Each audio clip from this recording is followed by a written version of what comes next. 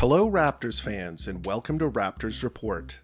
Today we're going to be talking about the first few games of the regular season, as well as the transcendent play of Raptors rookie Scottie Barnes. So let's dive in.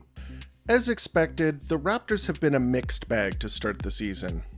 They had a miserable opening night against a surprisingly competent Washington Wizards team, and then flipped the script by blowing out the Celtics in Boston and hilariously ruining Paul Pierce's evening, who is being honored for making the NBA's top 75 players of all time.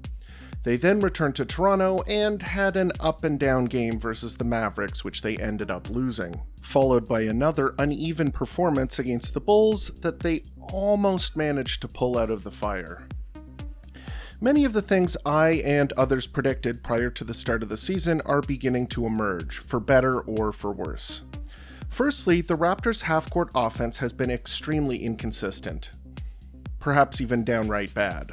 Part of the reason for that are the struggles of OG Anunoby, a guy that many, including myself, tapped as a potential most improved player candidate, and a guy that showed a ton of scoring prowess and killer instinct in the preseason.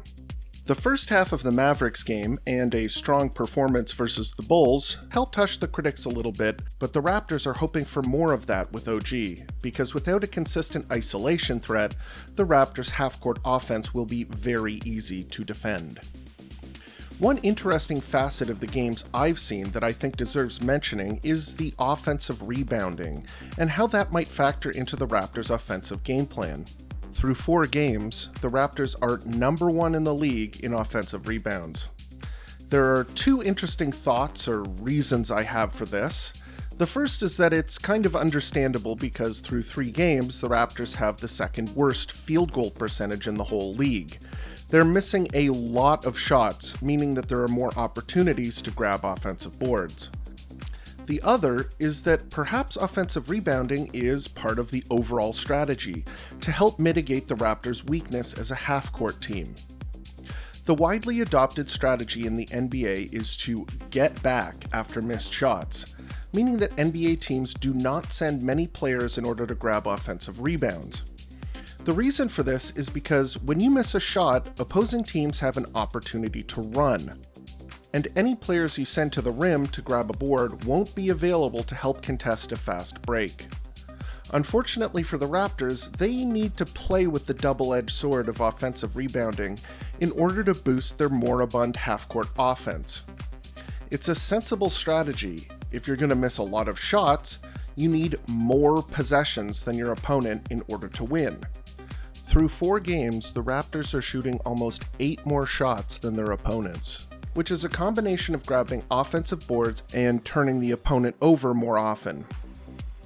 This is a bit of small sample size theater, but it's something that I found interesting and we'll have to see if it continues. The second half of this video will be devoted to the fantastic Scottie Barnes. I've already made a video on preseason Scottie Barnes, who was fantastic, but it appears that Scottie has a regular season gear as well. One thing that's pretty apparent when watching him play is that his scoring package is a lot further along than people, including myself, expected.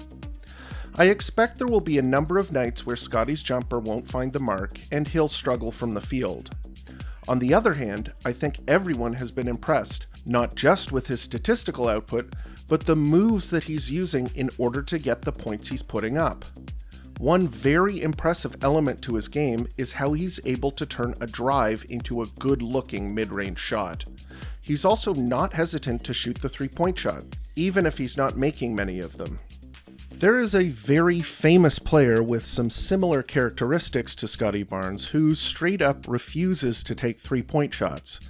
So the fact that he's put up 5 threes in just 3 games is a pretty encouraging sign. The scoring is extremely promising because it's part of his game that many people had question marks about. And if he's going to be a guy who can consistently get you 15 to 20 points per game, or more, you're going to be singing hallelujah because the rest of his game is as advertised and more. The way that Scottie Barnes affects the game of basketball is insane. Offensive rebounds, primary defense, help defense, playmaking vision, lightning fast processing speed. Scottie is a must-watch on both ends of the floor. He can transition to guarding one of the best offensive players in the league in Jason Tatum, to sprinting out and contesting a three-point shot on the perimeter. It's probably a strange thing to be fascinated by, but I'm blown away by Scottie's ability to contest three-point shots. He can seemingly go from one sideline to the other in a few strides and get a long-armed contest up to bother a three-point shooter like very few players I've seen. Obviously, it's a very small sample size, but Scottie Barnes is defending a ton of perimeter shots and forcing players to shoot almost 10% worse on shots beyond 15 feet from the basket. Despite not having a truly crazy assist game yet this year, Scottie is showing the flashes of playmaking that caught everyone's eye before the draft. He makes lightning-fast reads, displays an advanced understanding for where players are on the floor both on offense and defense, and really just seems to understand the game of basketball on a very deep level. Obviously, all of this is extremely promising. One thing I'm going to point out is that my guest about half a year ago, Pro Scout Henry Ward, was incredibly high on Scottie Barnes. It's still a bit early to be screaming it from the rooftops, but Henry had Scottie pegged as a top 3 talent in the draft after Cade Cunningham and Evan Mobley, who also looks like a potential superstar in Cleveland. Nice call, Henry. It's pretty incredible how quickly a narrative can shift, and any sourness about not drafting Jalen Suggs is evaporating with every show-stopping dime and lockdown defensive possession from the Raptors' ultimate pick at number 4. On a side note, although Jalen Suggs is struggling to shoot the ball to start the season, he's definitely looking like a guy who can impact winning with his defense and passing. I also think Raptors fans should take it easy on the Magic rookie, as I've seen many Raptors fans on social media being rather brutal in their assessment of Suggs' game.